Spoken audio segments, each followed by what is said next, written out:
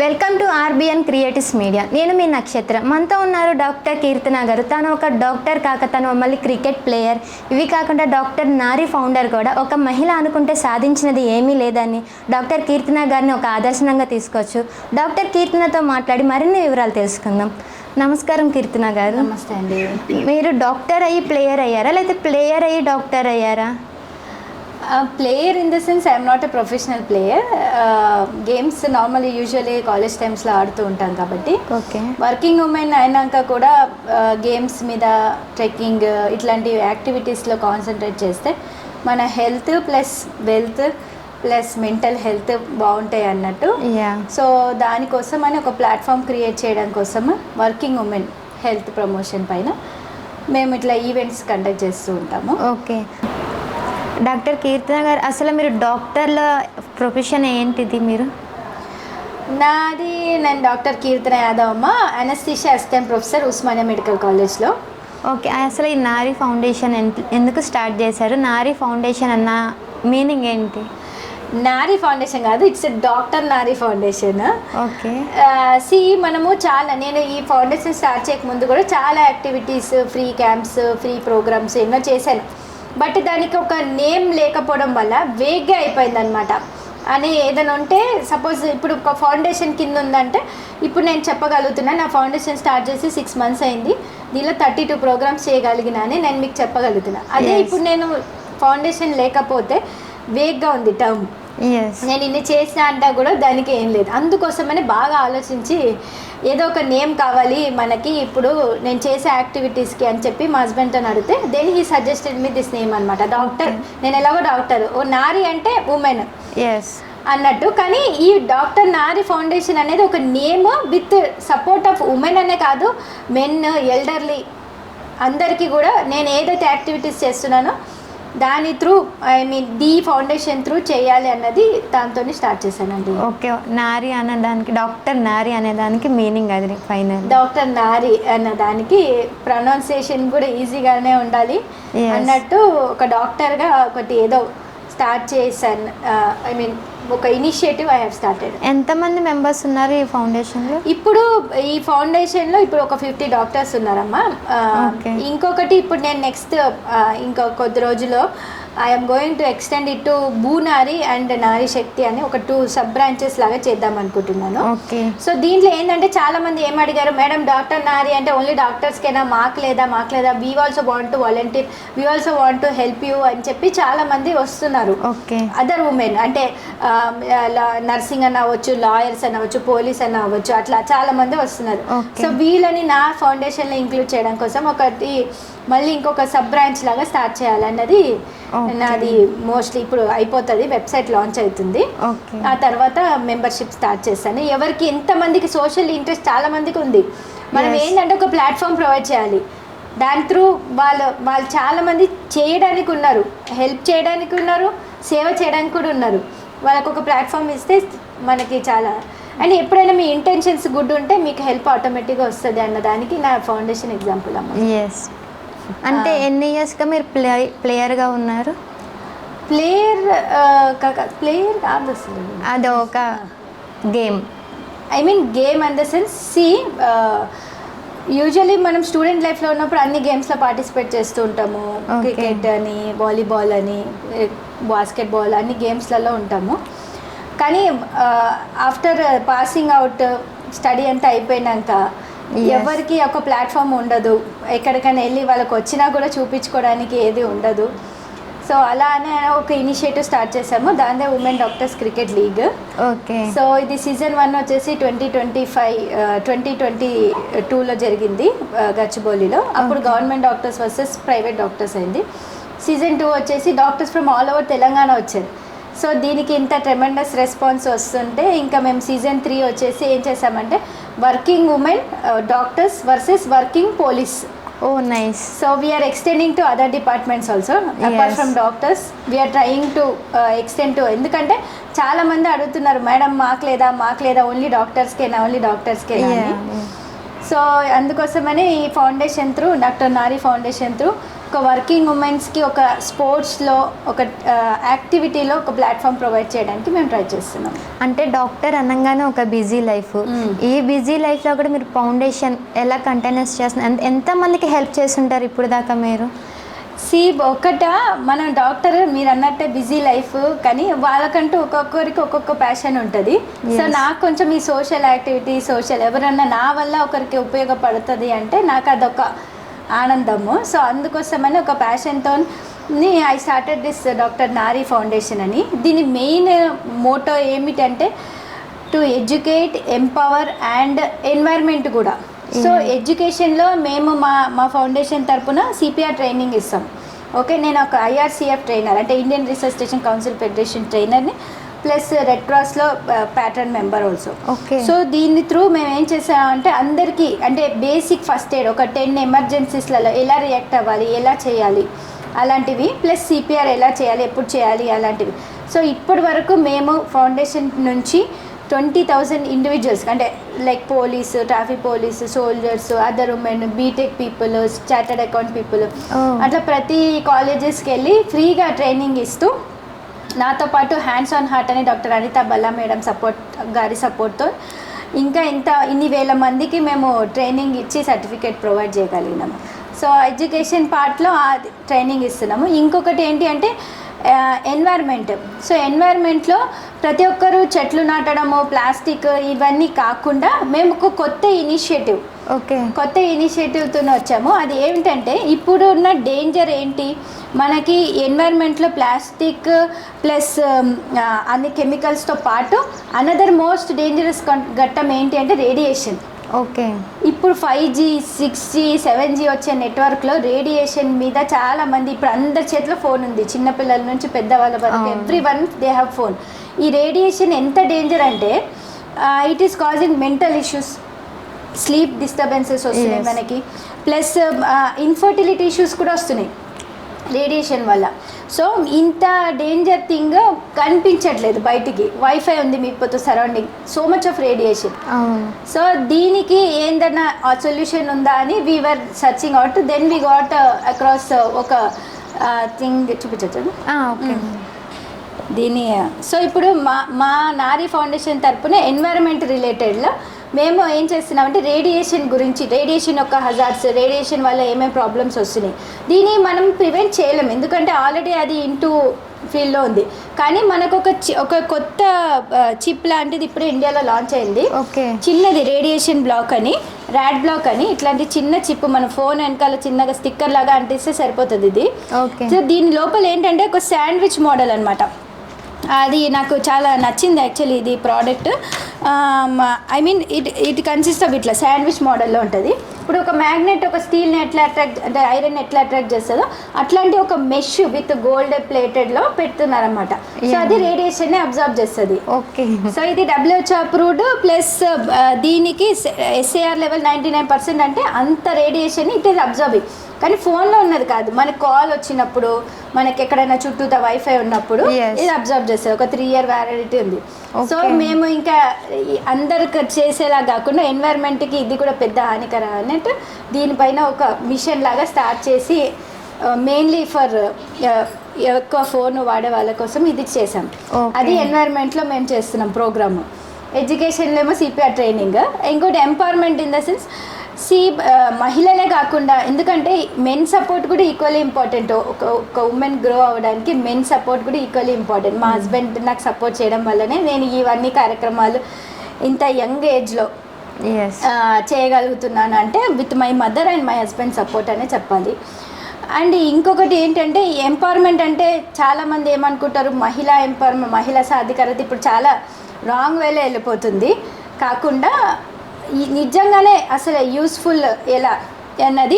So దీని పరంగా మేము ఏం చేస్తున్నామంటే ఇప్పుడు చాలామంది వర్కింగ్ ఉమెన్ ఏంటంటే వాళ్ళ యొక్క బిజీ షెడ్యూల్లో వాళ్ళ గురించి కన్నా వాళ్ళ పిల్లలు, ఫ్యామిలీ హెల్త్ కేర్ ఎక్కువ అయిపోయింది.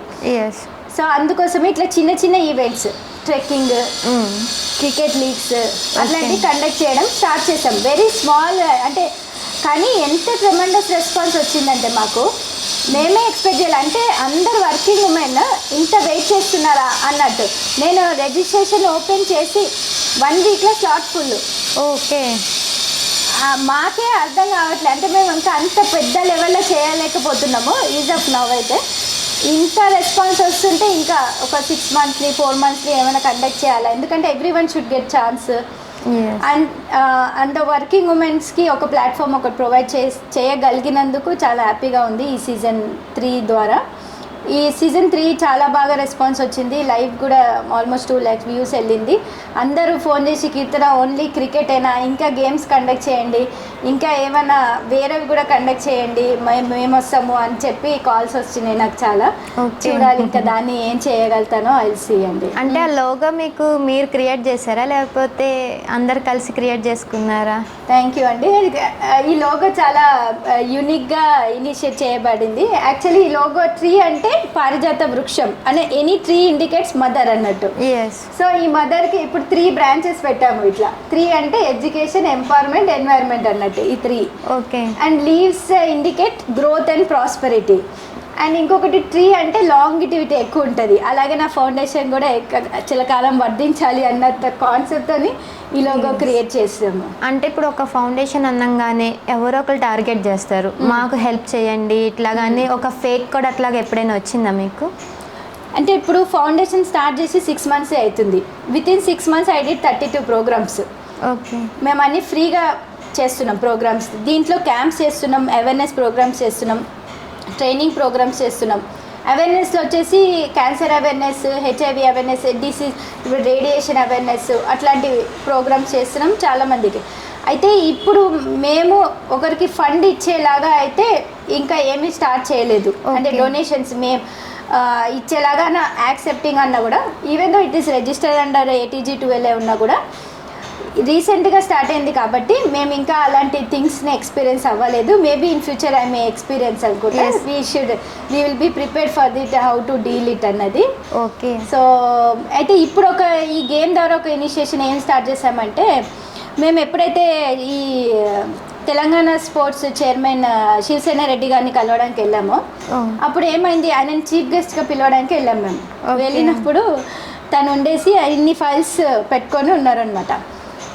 సరే అప్పుడే ఒక అమ్మాయి వచ్చింది, చూసావమ్మా ఇట్లా ఉంది, నిన్న ఒక అమ్మాయి వచ్చింది, నేషనల్ స్పోర్ట్స్ ప్లేయర్ అమ్మా, అమ్మాయి టెన్నిస్ ప్లేయర్, వచ్చి ఇన్ని గోల్డ్ మెడల్స్ తెచ్చి నా టేబుల్ మీద పెట్టింది. ఓకే. పెట్టి ఆమె రిక్వెస్ట్ ఏంటో తెలుసా అమ్మా అని అన్నాడు. ఏంటి సార్ అని అంటే, సార్ ఒక 10,000 హెల్ప్ కావాలి సార్, నాకు నెక్స్ట్ గేమ్ ఉంది ఇక్కడ రాజస్థాన్లో ఏమో, she has to go to some place to play national sport. ఆ వెళ్ళడానికి టికెట్ మనీ లేవంట తన దగ్గర, అందుకోసం షీ కేమ్ టు హిమ్ అనమాట. అంటే ఇంత ఇప్పుడు స్పోర్ట్స్ అంటే ఓన్లీ క్రికెటే కాదు, క్రికెట్కి ఫండింగ్ ఎక్కువ ఉంది. వేరే గేమ్స్ చాలామంది national and state level players చిన్న చిన్న విషయాలు. ఆయన ఇంకొక ఎగ్జాంపుల్ చెప్పిండు, రన్ కంట ఒక అబ్బాయి, ఆయనకు ఓన్లీ టికెట్ మనీయే ఉన్నాయంట. ఓకే. నెక్స్ట్ డే రన్ వెళ్ళి అకామిడేషన్ తీసుకొని ఉండలేని పరిస్థితి. ప్లస్ అతను ఏం చేశాడు, ఆ రన్ ఆ గ్రౌండ్ స్టేడియం బయటనే పడుకున్నాడంట. మార్నింగ్ వితౌట్ బ్రేక్ఫాస్ట్, ఏం లేదు కదా తన దగ్గర, వితౌట్ బ్రేక్ఫాస్టే రన్ చేశాడంట. అని విన్ అయ్యాడు, మెడల్ తీసుకొని, సిల్వర్ మెడల్ తీసుకొని వచ్చి, అన్నా నేను విన్ అయినాను అని చెప్పిండు. సో అప్పుడు తను అన్నాడు అనమాట, సార్ ఇట్లాంటివి వస్తున్నాయమ్మా, నేను ఎంత ఫండ్స్ని, ఎంత CSR ఫండ్స్ని మా గవర్నమెంట్ తరపున అన్నీ పెట్టి మేము ఎంత డైవర్ట్ చేసినా కూడా అంత హెల్ప్ చేయలేని పరిస్థితి వస్తుంది, అంటే అంతమందికి హెల్ప్ రిక్వైర్మెంట్ ఉంది అని అన్నారు. సో నేను ఇంకా మేము దానితో మేము కొంచెం కదిలిపోయి మా ఈవెంట్ ద్వారా ఏదైతే ఫండ్ రేజ్ అవుతుందో సార్ కొంత గొప్ప మా వరకు, ఎందుకంటే మాది ఇది ఎర్లీ ఫండ్, ఫౌండేషన్ అనేది చాలా ఎర్లీ స్టేజెస్లోనే ఉంది, అయినా కూడా మేము ఒక ఫండ్ని గ్యాదర్ చేసి సార్కి ఇస్తున్నాము. ఎకనామికల్లీ హెల్ప్ అంటే economical support to mainly national and state level players. ఇట్లా ఎవరికి టికెట్ మనీ లేక ఇట్లా గేమ్ ఆడడానికి వెళ్ళలేని పరిస్థితి ఉండకూడదు, మా వల్ల అయినంత వరకు హెల్ప్ చేస్తామని చెప్పాము. ఓకే. మీరు డాక్టర్ కదా, సో డాక్టర్ బిజీ లైఫ్ మీది, సో మీకు దాంట్లో ఛాలెంజ్ కేసెస్లు సో ఏదైనా చేశారా? చాలా చేసాము. నేను చదువుకుంది ముంబైలో, యాక్చువల్లీ నేను MBBS ఖమ్మంలో జరిగింది. ముంబైలో నా స్పెషలైజేషన్ MD అనస్థిషియాలజీ. అయితే ముంబైలో కోకిలాబేన్ అంబానీ హాస్పిటల్లో చేశాను. అక్కడ ఏంటంటే అది క్వాటర్నరీ సెక్టర్. అంటే క్వాటర్నరీ అంటే అన్నీ ఉంటాయి, మనం బుక్లో చూసేవి కదా, నేను చేస్తాము కూడా, చదువుతాము చేస్తాం. సో అట్లా మనకి ఒక డిఫరెంట్ ఛాలెంజింగ్ కేసు అంటే ముంబైలో ఇప్పుడు నేను చదువుకునేటప్పుడు వచ్చేసి బెంటాల్ సర్జరీ అని ఉంటుంది. అది ఏంటంటే పొద్దున స్టార్ట్ అయితే నెక్స్ట్ డే పొద్దున ఎండ్ అవుతుంది. ఓకే, మార్నింగ్ 11కి స్టార్ట్ అయితే నెక్స్ట్ డే 11 o'clockకి ఎండ్ అవుతుంది.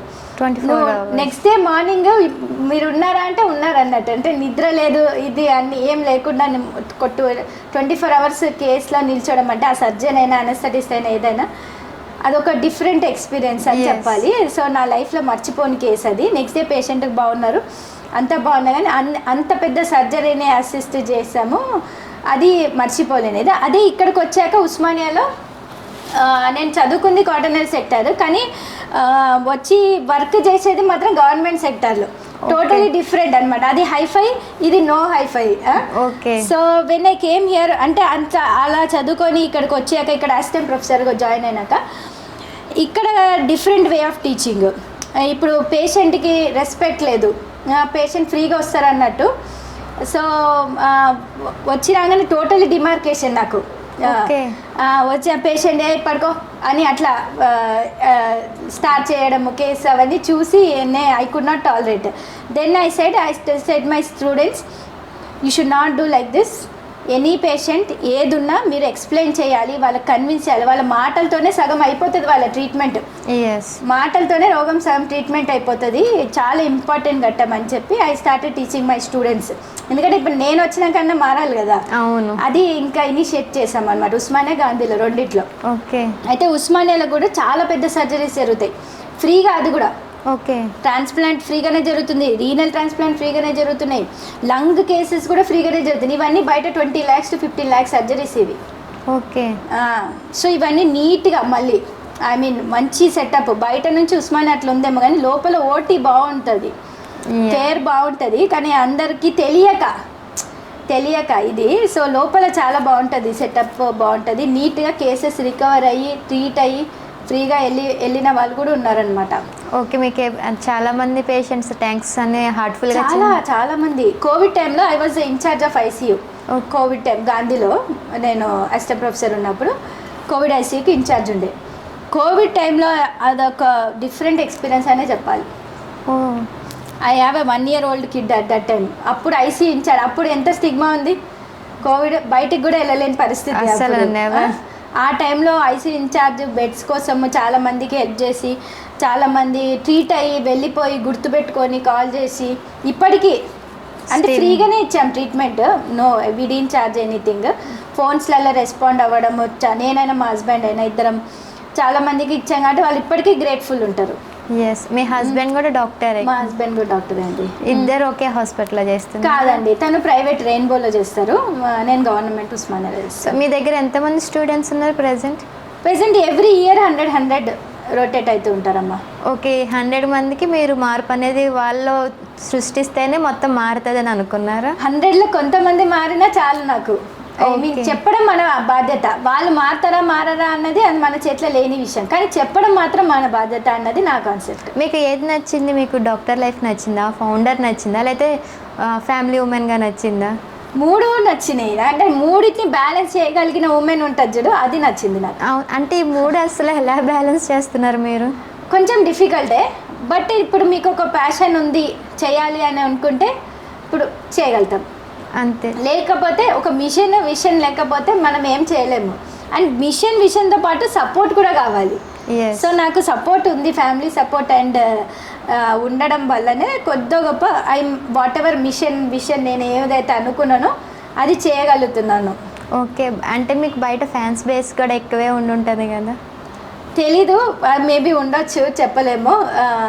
ఐ మీన్ ఇంత చిన్న యంగ్ ఏజ్లో ఇంత చేస్తున్నప్పుడు నాకు యాక్చువల్లీ ఫ్యాన్ బేస్ ఎట్లా అంటే 50 to 60 years ఏజ్ గ్రూప్ వాళ్ళు ఉంటారు కదా, వాళ్ళు చేయాలనుకొని చేయలేక ఏజ్ అయిపోయిన వాళ్ళు ఉంటారు కదా, వాళ్ళందరి పుషప్ నాకు చాలా గ్రేట్ సపోర్ట్ అని చెప్పాలన్నమాట. ఓకే. దాంట్లో నాకు ఒక మెయిన్ అడ్వైజర్ మా judge madam Amitarani, doctor Amitarani madam, Lok Adalat judge అనమాట. Because of her support only I could open this Doctor Nari Foundation అనమాట. She will guide me very nicely. తను ఏదైతే చేయాలనుకుంది తన యంగ్స్టర్ టైంలో she could not do and ఇప్పటికీ చేస్తుంది, బట్ షీ సపోర్ట్స్ మీ అనమాట. అనితా బల్లా మేడం, డాక్టర్ ఎంతోమంది, చాలామంది, డాక్టర్ సిఆర్కే సార్ అని, ఉమాకాంత్ సార్ అని. ఇప్పుడు నా ఫౌండేషన్లో కూడా 50 మెంబర్స్ డాక్టర్స్ ఉన్నారు. ఓకే. ఓకే. ఆ 50 మెంబర్స్ డాక్టర్స్ కూడా అందరూ ఒక్కొక్క డిఫరెంట్ ప్రొఫెషన్స్లో ఉన్నవాళ్ళు, డిఫరెంట్ ప్లేసెస్ అంటే నార్త్ ఈస్ట్ సౌత్ వెస్ట్ అట్లా. సో ఎక్కడ నా క్యాంప్ ఉంది, ఇది ఉంది సార్, ఇది ఉంది అనగానే దికమ్ అంటే వాళ్ళకి సోషల్ ఇంట్రెస్ట్ ఉంది, మళ్ళీ డాక్టర్ అన్నట్టు అట్లాంటి వాళ్ళని పెట్టుకున్నాను ఫౌండేషన్లో.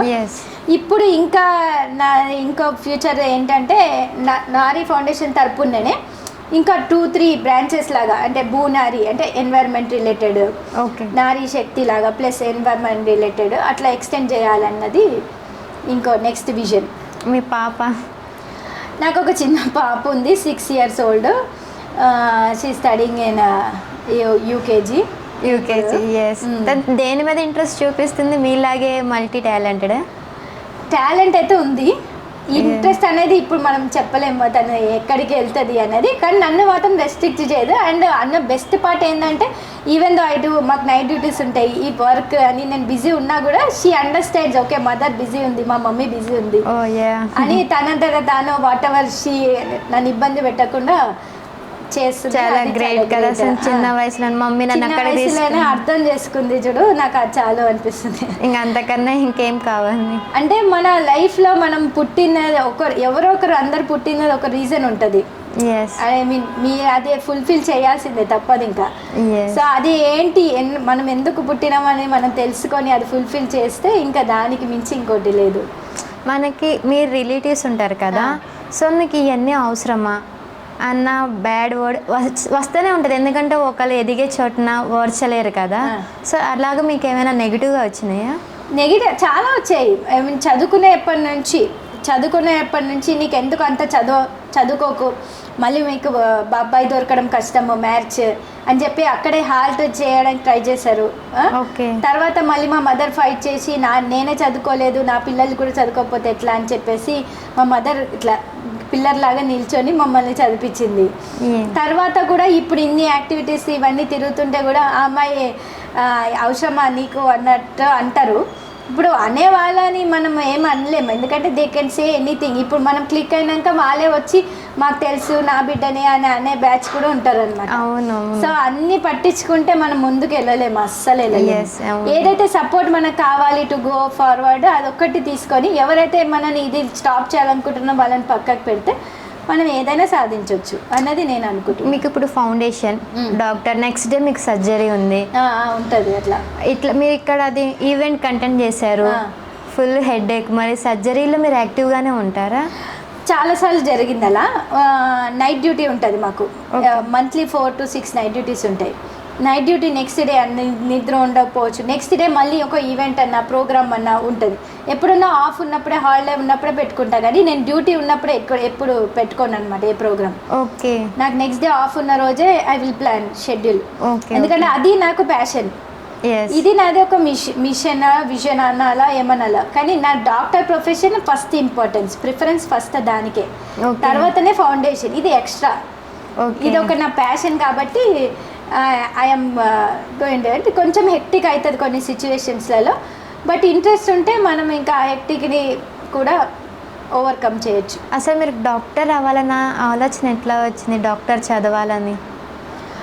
చదవాలని ఆలోచన అట్లాంటిది ఏమి రాలేదు. కానీ డాక్టర్ చదివేటప్పుడు ఒక్క ఇంపార్టెంట్ ఘట్టం ఏంటంటే నేను అన్నిటికీ ట్రీట్మెంట్ ఇచ్చే వాళ్ళలాగా ఉండాలి, ఒకటే ఆర్గాన్కి పర్మిటెడ్ అవ్వకుండా. అంటే ఇప్పుడు ఐ అంటే ఐ డాక్టర్ లాగా ఐకే పర్మిట్ అయ్యి అంటే అట్లా కాకుండా ఏది వచ్చినా, ఇప్పుడు నా సపోజ్ ఒకరు వచ్చారు ఇది నాకు ప్రాబ్లం ఉంది అంటే I should be able to answer అన్నట్టు ఉండాలి అన్నట్టు అది ఒకటి ఉండే నాకు డాక్టర్స్లో కూడా.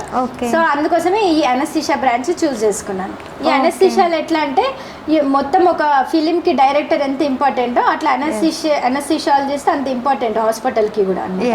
సో ఎమర్జెన్సీ నుంచి ఓటీ వరకు పోస్ట్ ఆపరేటివ్ వరకు ఆపరేషన్స్ అనే కాకుండా ఎమర్జెన్సీలో, ఐసీయూలో అన్నిట్లలో మా అవసరం ఉంటుంది. అవును, చిన్నపిల్లల నుంచి ఓల్డ్ ఏజ్ పీపుల్ వరకు అందరిలో మాకు అవసరం ఉంటుంది మాది. సో అందుకోసమని ఈ బ్రాంచ్ చూస్ చేసుకున్నాను. దీంట్లో అన్ని ఇప్పుడు ఎవరు ఏం కాల్ చేసినా I can guide, I can నా వరకు అయినంత వరకు చెప్తాను, లేకపోతే రెఫర్ అన్నా చేస్తాం. అంటే మనకు తెలిసి ఉంటారు కాబట్టి, అన్ని డిపార్ట్మెంట్స్ వాళ్ళు మనకు తెలిసి ఉంటారు కాబట్టి. ఓకే. సో అలా ఈ ప్రొఫెషన్లో ఇది చూసి. మీ పేరెంట్స్ ఇప్పుడు మిమ్మల్ని ఎలా ఫీల్ అవుతున్నారు? ప్రౌడ్గా? మా పేరెంట్స్ ఎప్పుడూ ప్రౌడ్గానే ఫీల్ అయ్యారు. ఇంకా ఈ టైంలో ఏంటంటే ఇప్పుడు ఏదైతే సపోర్ట్ వచ్చింది మనకు, వాళ్ళ వల్లనే కదా నేను ఇదంతా చేయగలుగుతాను. సో నేను ఇప్పుడు నాకు మొన్న women of impact award in Indian book of records వచ్చింది. కంగ్రాచులేషన్స్. థ్యాంక్ యూ అండి. సో అది వచ్చినప్పుడు my mother, I call my mother, because of her only I could do all these things అని. సో అవార్డు మా mother చేత తీసుకున్నాను.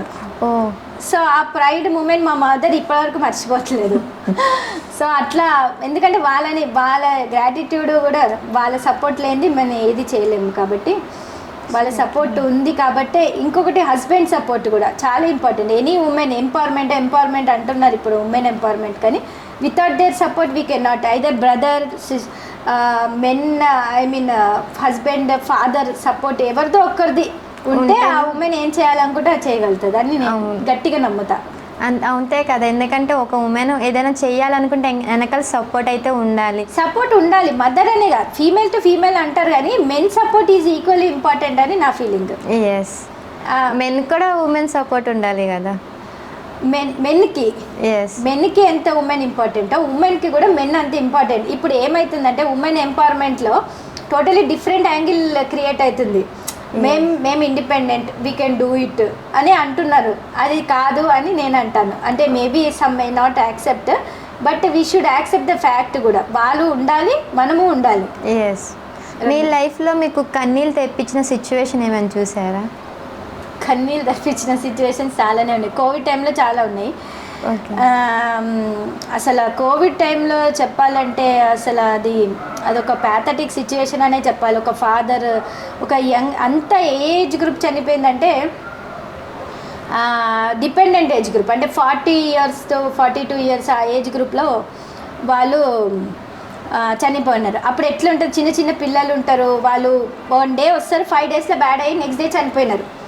అది ఎంత డెడ్లీ సిచ్యువేషన్ అంటే అది ఇంకా చెప్పొద్దు ఇంకా ఎవరికి. అలాంటి సిచ్యువేషన్ నుంచి బయటికి వచ్చి అది కోవిడ్ టైంలో బాగా బ్యాడ్ ఉంది. కానీ నా పర్సనల్గా నేను చిన్నప్పుడు కొంచెం ఫైనాన్షియలీ పూర్ ఉన్నప్పుడు స్కూల్ నుంచి పంపించేశారు, ఫీజు కట్టలేదని. ఓకే. సో అప్పుడు నేను డిసైడ్ అయినాను, ఇంకా అప్పుడు చిన్న ఏజ్ కాబట్టి అంత, కానీ స్కూల్ నుంచి వెళ్ళిపోవడం అనేది చాలా, అంటే ఫీజు కట్టకుండా పంపించడం అనేది అది బాగా ఇంపాక్ట్ చిన్న మైండ్స్లో. సో అది నేను మళ్ళీ ఎవరు ఎక్స్పీరియన్స్ అవ్వదని నా వరకు అయినంత హెల్ప్ ఎవ్రీ ఇయర్, నా బర్త్డే అయినా నా పాప బర్త్డే కన్నా ఎవరికన్నా స్కూల్ ఫీజు, అంటే మిడిల్ క్లాస్ పీపుల్కి, ఎస్పెషల్లీ పూర్ పీపుల్కి చాలా పథకాలు ఉంటాయి, చాలా ఫ్రీబీస్ ఉన్నాయి. రిచ్ పీపుల్ కెన్ అఫోర్డ్, కానీ మిడిల్ క్లాస్ పీపుల్ ఎట్లా అంటే దే విల్ నాట్ ఆస్క్, వాళ్ళు అడగలేరు, ఇది చేయలేరు. కానీ వాళ్ళు ఏంటి, 1 childకి ఫీజు కట్టే సిచ్యువేషన్ ఉంటుంది కానీ అదర్ చైల్డ్ ఫీజు కట్టే సిచ్యువేషన్ ఉండదు.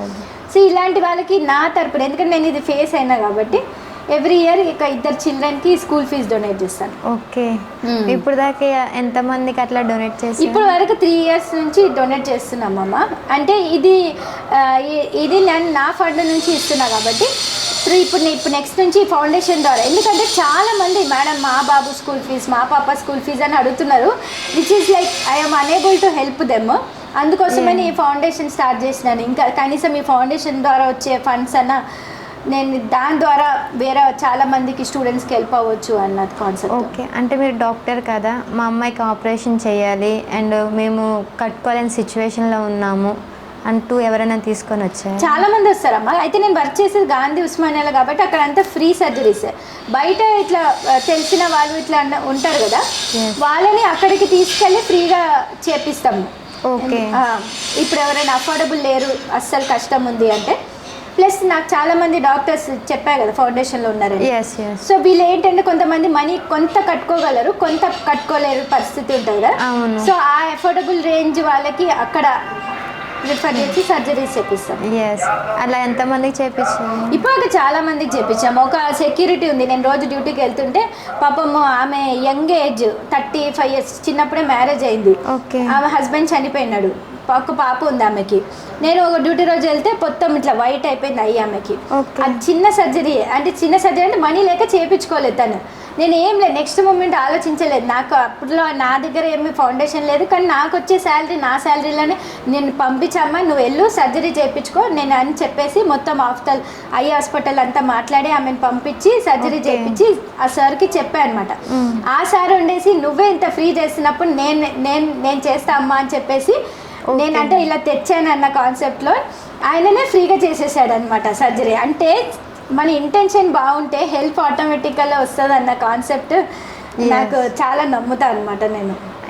వన్స్ అంటే గవర్నమెంట్ హాస్పిటల్ తెలిసిన వాళ్ళకే, అంటే ఇప్పుడు లోపల వర్క్ చేసే వాళ్ళకి ట్రీట్మెంట్ అనేది తొందరగా అందిద్ది అన్న టాక్ అయితే వినబడుతుంది. అది మీరు అన్నది పాయింటే. ఎందుకు తెలుసా, ఒక్క రోజుకి ఓపీ అక్కడ 18 డిపార్ట్మెంట్స్ ఉంటాయి. ఒక్క రోజు ఓపీ 1800 to 3000 ఓపీ వస్తుంది.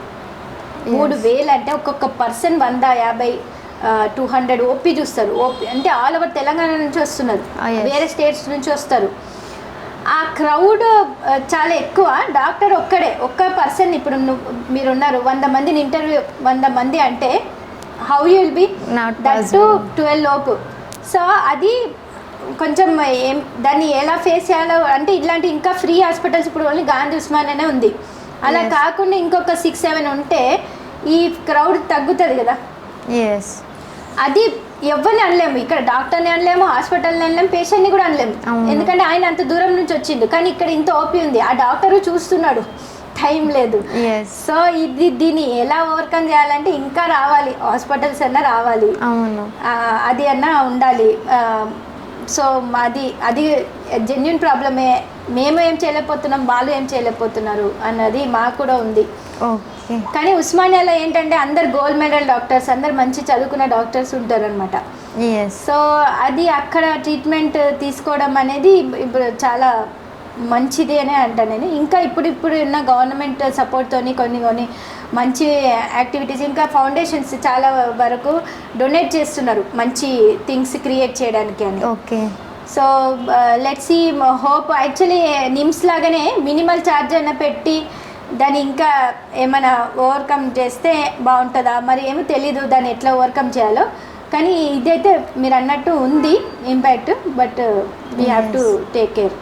అంటే ఇప్పుడు స్కాన్ చేయించుకోవాలన్నా మీకు అంటే డాక్టర్స్కి ఎవరికి తెలియకుండా బయట వాచ్మెన్ ఉంటారు కదా, ఎంతో కొంత మనీ డిమాండ్ చేస్తున్నారు, అంటే ఇది మీకు తెలిసిందా? మాకు తెలియదు అది, ఎందుకంటే వీళ్ళంతా అవుట్ సోర్సింగ్ ఎంప్లాయీస్, వీళ్ళు హాస్పిటల్ ఎంప్లాయీస్ కాదు. అవుట్ సోర్సింగ్ వాళ్ళొక టీం వేరు ఉంటుంది, వాళ్ళ శాలరీ వేరు ఉంటుంది, వాళ్ళొక ఇది ఉంటుంది, వాళ్ళకి షెడ్యూల్ ఉంటుంది. వాళ్ళు డిమాండ్ చేసినప్పుడు వీళ్ళు ఇచ్చేస్తారు కదా మనీ, అది మాకు తెలియదు. కానీ వాళ్ళు ఏమంటారు, డాక్టర్కి ఇవ్వాలి, నేను వీళ్ళకి ఇవ్వాలి అని చెప్పి తీసుకుంటారు. అసలు ఇన్ఫర్మేషన్ కూడా రాదు మాకు, కనీసం ఆయన తీసుకున్న సంగతి కూడా మాకు తెలియదు లోపల. ఓకే. మేము అంతా ఈ బిజీలోనే ఉంటాం, ఇంతమంది చేయడంలోనే సరిపోతుంది. అక్కడ ఉన్న డాక్టర్స్కి వాళ్ళకి అస్సలు ఐడియా ఉండదు తెలుసా. ఇంకొకటి ఏంటంటే డాక్టర్స్ అందరు స్టూడెంట్స్ ఉంటారు, టీచింగ్ ఉంటారు, మొత్తం రొటేట్ అవుతూ ఉంటారు అన్నమాట. ఒకటే డాక్టర్ ఒకటే ప్లేస్లో ఉంటారు. ఆ సెక్యూరిటీ ఏంటి, ఒకటే సెక్యూరిటీ అదే ప్లేస్కి లిమిటెడ్ ఉంటాడు వాడు. అట్లా డాక్టర్ ఉండడు, మొత్తం తిరుగుతూ ఉంటారు. సో ఏ డాక్టర్ కన్నా ఇస్తారు వాళ్ళు, ఏ డాక్టర్. మేము అసలు ఇంకొకటి, అది మానవ హాస్పిటల్ కాదు కదా, పెద్ద హాస్పిటల్. దానికి హెడ్ అంటే మనం వచ్చామా, పని చేసుకున్నామా, వెళ్ళిపోయినామా అన్నట్టు ఉంటుంది. సో ఈ కమిషన్స్, ఈ చిన్న సెక్యూరిటీ దీంట్లో డాక్టర్ ఎప్పుడు ఇన్వాల్వ్ అవ్వదు. అదైతే నేను పక్కా రాసిస్తా. ఎవరైనా వచ్చి కంప్లైంట్ చేశారు ఇట్లా తీసుకున్నారు మనీ మా దగ్గర? కంప్లైంట్ చేస్తే మాత్రం ఖచ్చితంగా యాక్షన్ తీసుకుంటారు. కానీ ఇప్పటివరకు ఏ పేషెంట్ వచ్చి మా దగ్గర ఇంత డబ్బులు తీసుకున్నారు అని చెప్పి కంప్లైంట్ చేయలేదు. ఎందుకంటే వాళ్ళు 100, 220 రూపీస్ అట్లా ఇచ్చిన వాళ్ళు ఉంటారు ఎక్కువ శాతం. అండ్ వాళ్ళకి అంత ధైర్యం కూడా ఉండదు వచ్చి సార్ అయినా డబ్బులు అడిగిండో లేకపోతే ఇస్తలేడు అని చెప్పేంత అంత ఊర్లో నుంచి వస్తారనమాట పాపం. అందుకోసమే మేమేం చేసాము, ఈ ఆర్ఎంఓస్ వీళ్ళందరూ బోర్డ్స్ పెట్టాము, ఏదైనా ఉంటే ఈ నెంబర్ కాల్ చేసి కంప్లైంట్ చేయండి అని. ఓకే. కొంతమంది చేస్తారు, కొంతమంది మీడియా పీపుల్ అట్లా వస్తే దబాయించి బెదిరిస్తారు. సో ఎవరిది వాళ్ళ హక్కు అది ట్రీట్మెంట్ తీసుకోవడం అనేది. సో వాళ్ళు ఫైట్ చేసి తీసుకోవాలి. ఇంకా డెఫినెట్ మీరు అన్నట్టుగానే వాళ్ళే ఫైట్ చేయాలి. వాళ్ళే ఫైట్ చేయాలి, ఇంకా ఆప్షన్ లేదు. నీకు ఫ్రీగా వస్తుంది, ఒక హాస్పిటల్ ప్రొవైడ్ చేసినాం, డాక్టర్ ప్రొవైడ్ చేసినాం, ఎవరో నేను ఆపే ఇది లేదు. నీ హక్కు అది, నీ హక్కును నువ్వు యూటిలైజ్ చేసుకోవాలంతే. ఎస్. నెక్స్ట్ రాబోయే తరానికి మీ నుంచి ఏదైనా సమాచారం అండ్ వాళ్ళకు ఒక గైడెన్స్లా అనుకోండి. ఇప్పుడున్న అందరికీ ఫ్రీ మనీకి ఎక్కువ ఈజీగా అలవాటు పడిపోతున్నారు. ఫ్రీ మనీ ఈజీగా ఏది ఉంటే తక్కువ వచ్చేయాలి, నీకు ప్రాఫిట్ వచ్చేసేయాలి. ఏమైనా స్టార్ట్అప్ చేయాలన్నా కూడా దాని వెనక ప్రోస్ కాన్స్ చూడట్లేదు పిల్లలు. కష్టం విలువ పడట్లేదు, ఒకటి తిట్టే పడట్లేదు లేదు అస్సలు. ఈజీ రీప్లేసబుల్ చేస్తున్నారు. ఇప్పుడు సపోజ్ మన టైంలో ఎట్లుండే ఫ్రెండ్షిప్ ఉంది. సపోజ్ నా విలువ తెలవాలంటే కొద్ది రోజులు నేను మాట్లాడకుండా ఉంటే నా విలువ మీకు అర్థమయ్యేది, అట్లా ఉండేది అప్పట్లో. ఇప్పుడు ఏంటి, ఇప్పుడు నేను కొద్ది రోజులు మాట్లాడేసరికి replaced by another friend. Employee కూడా అంతే. సో ఇది wrong, this will not continue further. ఒక ప్రొఫెషన్లో ఇప్పుడు ఆయన మనకి అందరూ నచ్చరు, మనం అందరికీ నచ్చము, అదైతే పక్కా. సో ఇప్పుడు మనం అందరికీ నచ్చము. సపోజ్ మీరున్నారు, ఒక 10 పాయింట్స్ ఉన్నాయి, 10 పాయింట్స్లో 3 పాయింట్స్ గుడ్, 7 బ్యాడ్ అనుకోండి. ఆ 3 పాయింట్స్ చాలు నాకు. ఆ 3 పాయింట్స్ని మీ నుంచి ఎలా అది డీలింగ్ వచ్చి జనాలకి మనుషులను కోల్పోకుండా, వాళ్ళు ఒక మాట అన్నా కూడా వాళ్ళు ఎందుకు అన్నారు, ఇంటెన్షనల్గా అన్నారా, అన్ఇంటెన్షనల్గా అన్నారా. ఇంటెన్షనల్గా అంటే okay, then you have to think of it, okay no this person is correct కాదు. బట్ అన్ఇంటెన్షనల్ అన్నప్పుడు you tell him, if he repeats is again don't encourage. లేదు అన్ఇంటెన్షనల్గా జరిగిపోయింది, sorry, if he is feeling sorry then accept. అట్లా చేసుకుంటూ కలుపుకుంటూ అందరినీ తీసుకుంటూ వెళ్తేనే ముందుకు వెళ్ళగలుగుతాం, లేకపోతే అక్కడే స్టక్ అయిపోతాం అన్నది నా ఫీలింగ్. ఎస్. డాక్టర్ కీర్తన గారు, మీ లోగో లాగా మీరు ఆ చెట్లాగా ఇంకా ఇంకా ఎదగాలని మనస్ఫూర్తిగా కోరుకుంటున్నాను. Thank you so much doctor. Thank you నక్షత్ర.